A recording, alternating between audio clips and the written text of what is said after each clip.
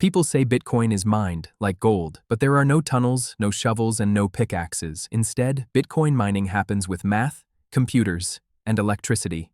So how does it actually work?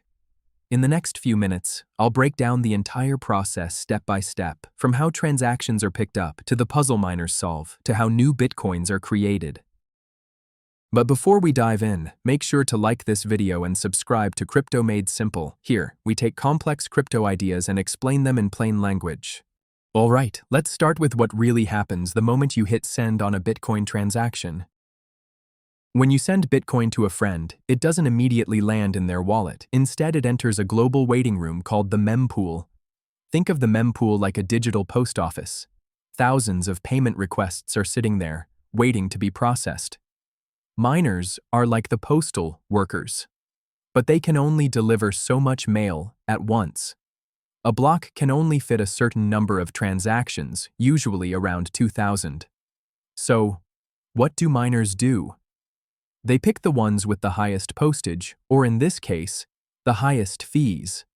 That's why sometimes you pay a few cents in fees, and other times, a few dollars. The higher your fee, the faster a miner grabs your transaction. Now that miners have picked the transactions they want, they package them into a block. Picture a block as a page in a huge digital book. Each page records a bunch of transactions, and once it's written, it can't be erased. But here's the catch. Before this page can officially be added, miners need to prove they've done the work.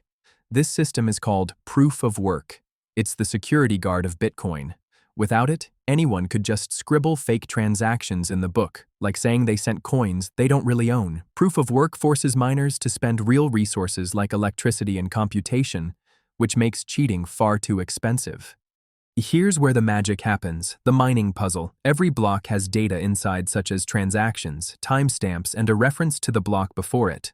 All of this is turned into a unique digital fingerprint called a hash.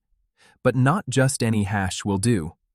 The Bitcoin network sets a challenge. The hash has to start with a certain number of zeros. Finding one like that is extremely rare.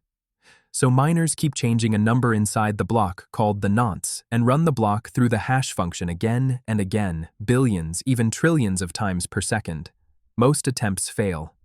But eventually, one miner finds the right nonce that produces a valid hash. The genius part? It's very hard to solve, but incredibly easy for everyone else to verify. That balance, hard to solve, easy to check, is what keeps Bitcoin secure. Analogy. It's like rolling dice trillions of times until you get a super rare number sequence. Hard to find, but if you show me the dice, I can check it instantly. When a miner finds the winning solution, they broadcast it to the entire network. Other computers, called nodes, quickly check it. If everything looks good, transactions are valid, and the hash meets the difficulty requirement, the block is approved. It then gets added permanently to the blockchain. Now those transactions are confirmed. This is why you often hear people say, wait for 6 confirmations. After one block, it's secure. After 6 blocks stacked on top, it's nearly impossible to reverse. So why do miners go through all this effort? Because there's a prize at the end. When their block is accepted, the winning miner gets a block reward, newly created Bitcoin, the transaction fees from all the payments they included. This is how new Bitcoin enters circulation. In 2009, the reward was 50 Bitcoin per block. Today, after several halvings, it's only 3.125 Bitcoin. Every 4 years, the reward gets cut in half. Mining uses a lot of electricity, and this is often criticized, but here's the reason. It's by design. If mining were easy, someone with a laptop could rewrite Bitcoin's history. By tying mining to real-world electricity and costs, attacks become practically impossible. So yes, Bitcoin is energy hungry. But that's exactly what makes it secure and valuable. Eventually, all 21 million Bitcoin will be mined, sometime around year 2140. At that point, miners won't receive new coins, only transaction fees. Will that still be enough to secure the network? Many believe yes, because as Bitcoin adoption grows, the fees will also grow in value.